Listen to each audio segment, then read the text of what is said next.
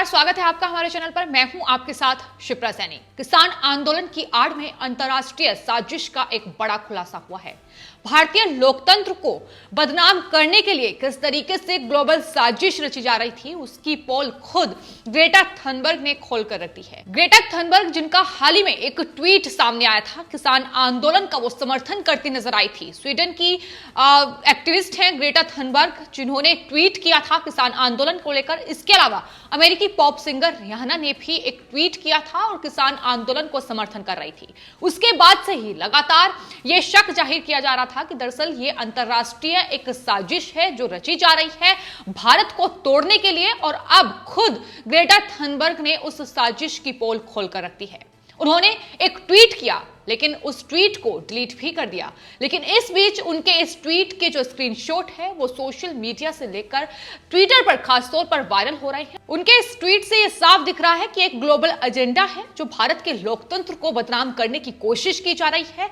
भारत की जो सरकार है उसे घेरने की कोशिश की जा रही है, और उसी की ही ये पोल खुद ग्रेटा थनबर्ग ने खोली है। आपको बता दें, ग्रेटा थनबर्ग ने अपने इस ट्वीट में कुछ डॉक्यूमेंट शेयर किए थे, उसमें सीक्रेट डॉक्यूमेंट थे। हालांकि उन्हें जब बाद में अपनी गलती का अंदाजा हुआ तो उन्होंने उस ट्वीट को डिलीट भी किया, लेकिन इस बीच बेहद देर हो चुकी थी। अब उनका जो ये ट्वीट है ये साफ तौर पर उस अंतरराष्ट्रीय साजिश का खुलासा कर रहा है, जिसको लेकर शुरू से ही शक जाहिर न सिर्फ केंद्र सरकार बल्कि तमाम लोगों की तरफ से किया जा रहा था। उन्होंने जो डॉक्यूमेंट शेयर किए हैं उसमें यह बताया है, उसमें यह लिखा गया है कि किस तरीके से एक पूरी रणनीति के तहत 6 फरवरी तक वो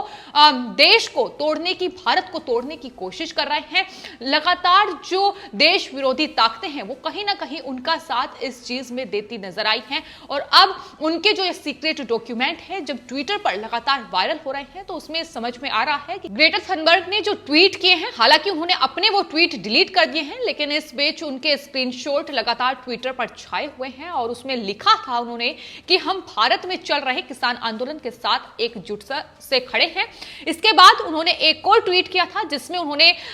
जो गूगल डॉक्यूमेंट है, जो सीक्रेट डॉक्यूमेंट थे, वो उसकी फाइल शेयर की थी, और इस फाइल में भारत में चल रहे किसान आंदोलन को हवा देने वाले सोशल मीडिया कैंपेन का क्या शेड्यूल है और किस तरीके से रणनीति बनाई गई है, वो तमाम बातों का जिक्र उसमें किया गया है। तो एक बड़ी साजिश रची जा रही थी ग्लोबल लेवल पर, जिसका खुलासा अब जाकर हो चुका है। किस तरीके से 26 जनवरी को जो हिंसा हुई उसके जिम्मेदार ये तमाम लोग हैं जो सोशल मीडिया के जरिए, खासतौर पर ट्विटर के जरिए एक कैंपेन चला रहे थे, और उसी कड़ी में रिहाना से लेकर ग्रेटा थनबर्ग और कमला हैरिस की भतीजी का जो ट्वीट सामने आया, तमाम विदेशी हस्तियों का जो ट्वीट सामने आया, तो उसको लेकर पहले से ही शक जाहिर किया जा रहा था कि दरअसल कोई ऐसी ताकतें हैं, ऐसी फंडिंग इन लोगों को की जा रही है जो इस तरीके से ये एक कैंपेन के तहत एक के बाद एक ट्वीट कर रहे हैं। और अब जो उन्होंने डॉक्यूमेंट शेयर किए हैं उसमें कई अहम बातों का जिक्र हुआ है जो बीते दिनों भी देखी गई है, कि किसान आंदोलन की आड़ में जिस तरीके से 26 जनवरी को देश की राजधानी में हिंसा भड़काई गई है, तो उसको लेकर भी तमाम बातें कही गई हैं। उसमें कुछ प्रमुख बातें हैं। दरअसल उसमें लिखा है कि विरोध प्रदर्शन में भाग लें, 25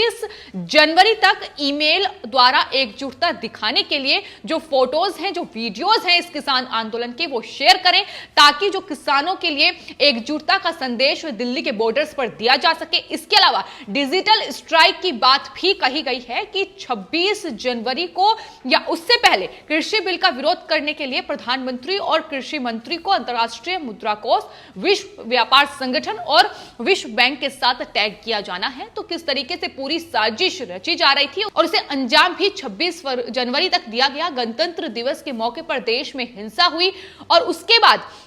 4 से 5 फरवरी 2021 को ट्विटर स्टॉर्म का भी जिक्र है कि 5 फरवरी तक या ज्यादा से ज्यादा 6 फरवरी तक वीडियोस और फोटोज जो हैं किसान आंदोलन से जुड़े हुए वो शेयर किए जाएं। ये पूरा का पूरा जो शेड्यूल है ये सोशल मीडिया के लिए, खासतौर पर ट्विटर के लिए जारी किया गया था, और उसमें लिखा गया था कि दरअसल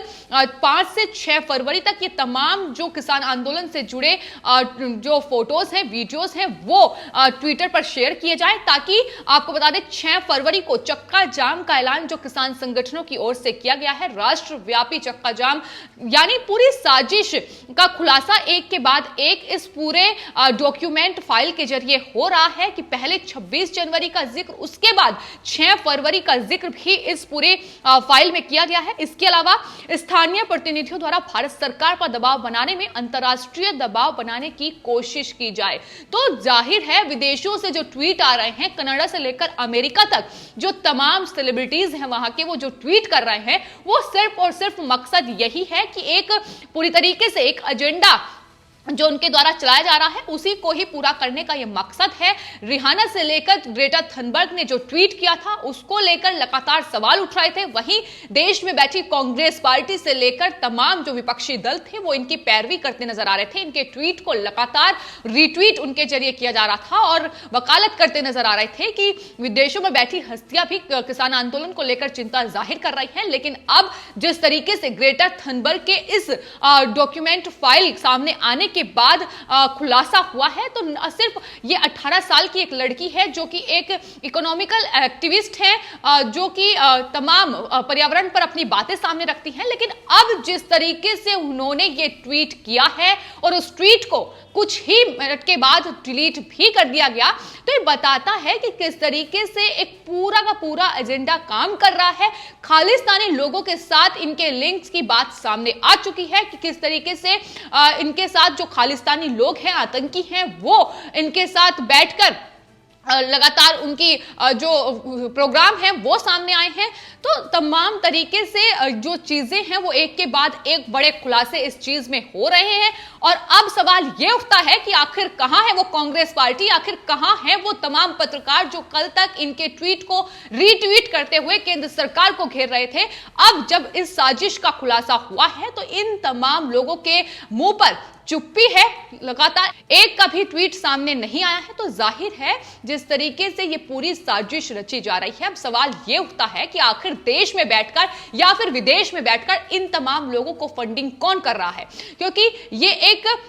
एक्टिविस्ट हैं, जाहिर है कि ग्लोबल पर्यावरण पर अपनी बातें सामने रखती हैं। तो ऐसे में सवाल ये भी उठ रहे हैं कि आखिर ग्रेटा थनबर्ग से ये काम करवा कौन रहा है कि भारत के खिलाफ इतना बड़ा जो ग्लोबली एजेंडा है वो चलाया जाए, देश को तोड़ने की कोशिश की जाए, भारत सरकार पर निशाना साधा जाए। इस फाइल में साफ तौर पर लिखा गया है, इसमें जाहिर है भारत सरकार पर अंतरराष्ट्रीय दबाव बढ़ाने के क्या तरीके हैं वो भी बताए गए हैं। और भारत में जो सत्ताधारी पार्टी है बीजेपी, उसको फांसीवादी पार्टी तक कहा गया है, जिसके बाद ये शक लगातार जाहिर किया जा रहा है, ये कयास लगातार लगाए जा रहे हैं कि कहीं ये भी तो किसी प्रोपेगेंडे का हिस्सा नहीं है। लगातार जो ट्वीट सामने आए थे, रिहाना से लेकर अमेरिकी पॉप सिंगर हैं और अब ये स्वीडन की एक्टिविस्ट हैं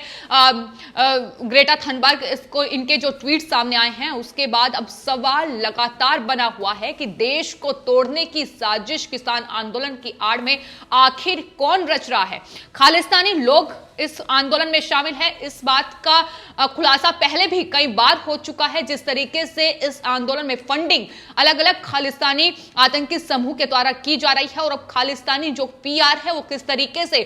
विदेश में बैठे लोगों को फंडिंग कर रहा है ताकि भारत को केंद्र सरकार पर दबाव बनाया जाए। अंतरराष्ट्रीय दबाव जब बनेगा तो किसी ना किसी तरीके से कहीं ना कहीं नुकसान पहुंचाने की कोशिश केंद्र सरकार को भी इनकी है। यही एक पूरी ताकत है जो लगी हुई है कि भारत को तोड़ा जाए और उन्हें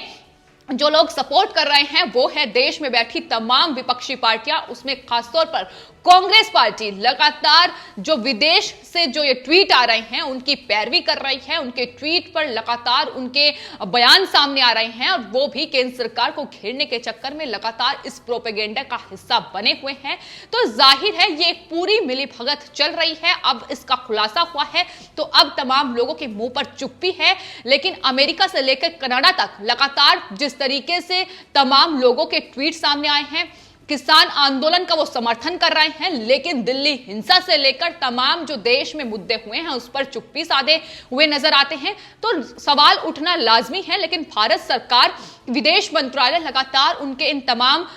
जवाब उनके ट्वीट का दे रहा है। भारत सरकार की ओर से